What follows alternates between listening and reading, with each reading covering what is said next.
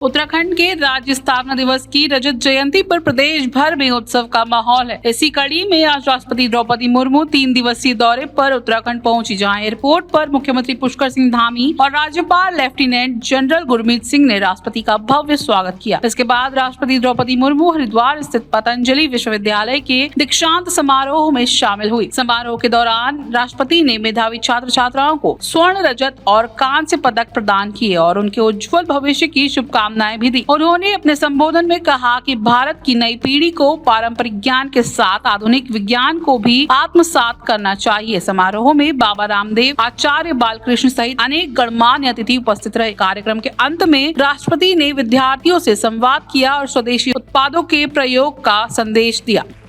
माननीय राष्ट्रपति महोदया, विद्यार्थियों के जीवन निर्माण में सहभागी अध्यापकों और अभिभावकों को भी मैं बहुत बहुत बधाई देती हूँ। छात्राओं के अभिभावकों की मैं विशेष सराहना भी करती हूँ। मुझे ये जानकर हार्दिक प्रसन्नता हुई है कि आज उपाधि पाने वाले विद्यार्थियों में 64% संख्या बेटियों की है। पदक प्राप्त करने वाले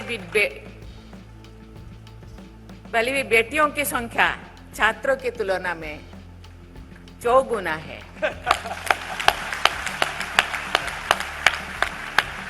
यहाँ शिक्षा प्राप्त कर रहे कुल विद्यार्थियों में बेटियों की संख्या 62% मुझे बताया गया है।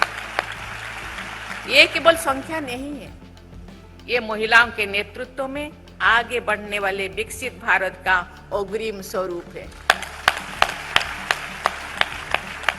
साथ ही ये भारतीय संस्कृति की उस महान परंपरा का विस्तार है जिसमें गार्गी, मैत्रेयी, ओपाला और लोपामुद्रा जैसी विदुषी महिलाएं समाज को बौद्धिक और आध्यात्मिक नेतृत्व प्रदान करती हैं।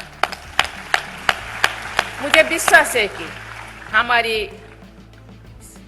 शिक्षित बेटियां अपनी आंतरिक शक्ति और प्रतिभा से भारत माता का गौरव बढ़ाएंगे। मैं केवल यहाँ बेटा जो है, बेटाएं यहाँ बैठे हैं लड़के, तो सोच रहे हैं कि बेटियों को ज्यादा प्रशंसा किया जा रहा है, लेकिन ऐसे नहीं है। आज समय आ गया है देश को आगे बढ़ने के लिए, क्योंकि यहाँ 140 करोड़ जनसंख्या भारत में है। उनमें से 50% महिलाएं, जो हम सपने देख रहे हैं 2047 तक भारत को विकसित भारत बनाएंगे, तो बेटियां और भाइयों सभी का सहयोग चाहिए, क्योंकि केवल 50% बेटा प्रयास करेंगे और बेटियां पीछे रह जाएंगे तो विकसित भारत का सपना हुए तो अधूरा रह जाएगा। इसीलिए आज जो बेटियां प्रयास कर रहे हैं, आज जो शिक्षक अभिभावक जो प्रयास कर रहे हैं, अनुष्ठान के जो प्रतिष्ठाता रामदेव जी जो प्रयास कर रहे हैं, मुझे लगता है ये उसका एकमात्र झलक है। देवी और स्वजन, लोक परंपरा में हरिद्वार का ये परम पावन क्षेत्र हरिद्वार के नाम से भी जाना जाता है। इस परंपरा के अनुसार ये पवित्र स्थान हरि यानी विष्णु के दर्शन के द्वार भी है, तथा हर यानी शिव के दर्शन का भी द्वार है। ऐसे पवित्र भूखंड में देवी सरस्वती की आराधना करने वाले विद्यार्थियों और आचार्यों बहुत सौभाग्यशाली है। हिमालय के इस अंचल से अनेक पवित्र नदियां तो निकलती ही है। यहाँ से ज्ञान गंगा की अनेक धाराएं भी प्रवाहित होती है। उनमें इस विश्वविद्यालय की एक अविरल धारा भी जुड़ गई है। प्यारे विद्यार्थियों, भारतीय संस्कृति के अनुसार आधुनिक शिक्षा को प्रोत्साहित करने वाले इस विश्वविद्यालय में शिक्षा प्राप्त करने का निर्णय आप सबने लिया। इससे आप सब एक महान सांस्कृतिक परंपरा का संवाहक बने। इसके लिए मैं आप सबकी तथा आप सबके अभिभावकों को बहुत बहुत सराहना करती हूँ और धन्यवाद देती हूँ। भारत की महान विभूतियों ने मानव संस्कृति के निर्माण से अमूल्य योगदान दिया है। मुनियों से श्रेष्ठ महर्षि पतंजलि ने योग के द्वारा चित्र की, व्याकरण के द्वारा वाणी की तथा आयुर्वेद के द्वारा शरीर की अशुद्धियां दूर की हैं। उनको विनीत होकर करबद्ध प्रणाम करने की हमारी परंपरा है। उनके पवित्र नाम पर स्थापित इस विश्वविद्यालय के परिसर में मैं महर्षि पतंजलि को सादर प्रणाम करती हूँ। इस विश्वविद्यालय द्वारा महर्षि पतंजलि की महती परंपरा को आज के समाज के लिए सुलभ कराया जा रहा है। योग एवं आयुर्वेद के प्रचार प्रसार में इस योगदान की मैं सराहना करती हूँ। मुझे बताया गया है कि इस विश्वविद्यालय द्वारा योग पद्धति, आयुर्वेद एवं प्राकृतिक चिकित्सा के क्षेत्र में शिक्षा एवं अनुसंधान को आगे बढ़ाया जा रहा है। ये प्रयास स्वस्थ भारत के निर्माण में सहायक है। इसके लिए मैं आप सबकी सराहना करती हूँ। यहाँ का योग, आयुर्वेद को मैं बहुत दिनों से जानती हूँ। इसका लाभ थोड़ा बहुत मुझे मिला भी है। इसीलिए मैं बालकृष्ण जी और स्वामी रामदेव जी को बहुत बहुत धन्यवाद देना चाहती हूँ। प्रिय विद्यार्थियों, आपके विश्वविद्यालय की भारत केंद्रित शिक्षा दृष्टि के प्रमुख आयामों पर मेरा ध्यान गया, जिससे मैं बहुत प्रभावित भी हुई हूँ। ये आयाम है विश्व बंधुत्व की भावना, प्राचीन वैदिक ज्ञान एवं नूतन वैज्ञानिक अनुसंधान का समन्वय तथा वैश्विक चुनौतियों का समाधान। आपका विश्वविद्यालय भारतीय ज्ञान परंपरा को आधुनिक संदर्भ में आगे बढ़ा रहा है। आप सब इस ज्ञान यज्ञ के गौरवशाली सहयोगी है। वसुधैव कुटुंबकम का हमारा सांस्कृतिक आदर्श पृथ्वी एवं मानवता के समग्र कल्याण में अनुप्राणित है। आप सब ने इस मनोरम स्थान पर इस विश्वविद्यालय के आदर्शों के अनुरूप शिक्षा प्राप्त कर रहे हैं। आप सबके ये अनुभव क्या होगा, आप सबने पर्यावरण का संरक्षण करना तथा जीवन शैली को प्रकृति के अनुरूप ढालना मानव संप्रदाय के भविष्य के लिए अनिवार्य है। मुझे विश्वास है कि आप सब जलवायु परिवर्तन सहित अन्य वैश्विक चुनौतियों का सामना करने में सदैव तत्पर रहेंगे। इस विश्वविद्यालय की ध्येय दृष्टि की अभिव्यक्ति में सभी लोगों के सुखी रहने की कामना की गई है। सर्वमंगल की एक कामना हमारी संस्कृति की पहचान है।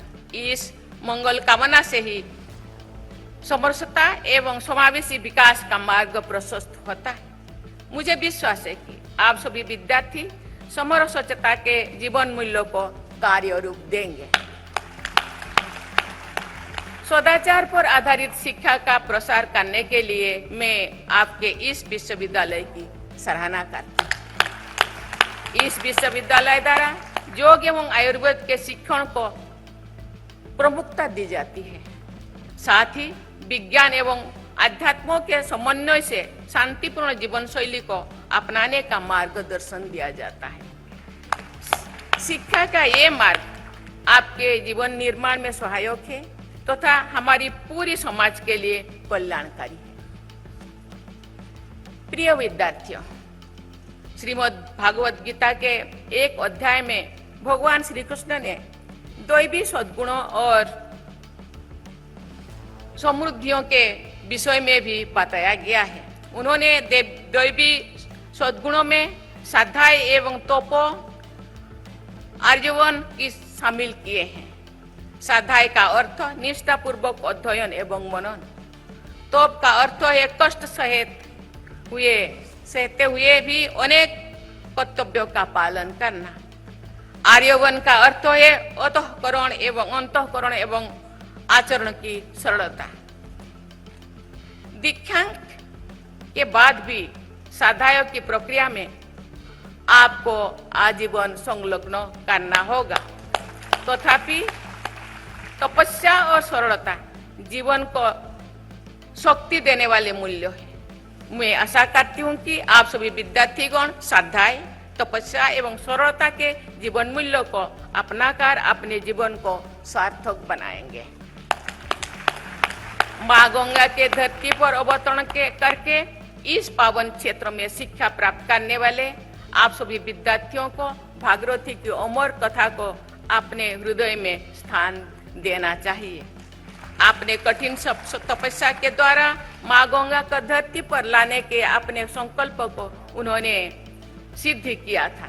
मैं चाहूंगी कि आप सभी विद्यार्थीगण भागीरथी प्रयास को अपना आदर्श बनाकर जीवन निर्माण तथा राष्ट्र निर्माण से जुड़े अपने संकल्पों को सिद्ध करेंगे। व्यक्ति निर्माण से परिवार निर्माण होता है, परिवार निर्माण से समाज और राष्ट्र का निर्माण होता है। एक संस्कारवान व्यक्ति से साहस और शक्ति का संगम होता है। इस विश्वविद्यालय ने व्यक्ति निर्माण से राष्ट्र निर्माण का मार्ग अपनाया है। इसके लिए मैं विश्वविद्यालय से जुड़ी सभी लोगों की बहुत बहुत सराहना करती हूँ। मुझे विश्वास है कि इस विश्वविद्यालय के पूर्व, वर्तमान एवं भावी विद्यार्थीगण सदाचार के साथ स्वस्थ समाज एवं विकसित भारत के निर्माण में महत्वपूर्ण योगदान देंगे। मैं इस विश्वविद्यालय के प्रतिष्ठा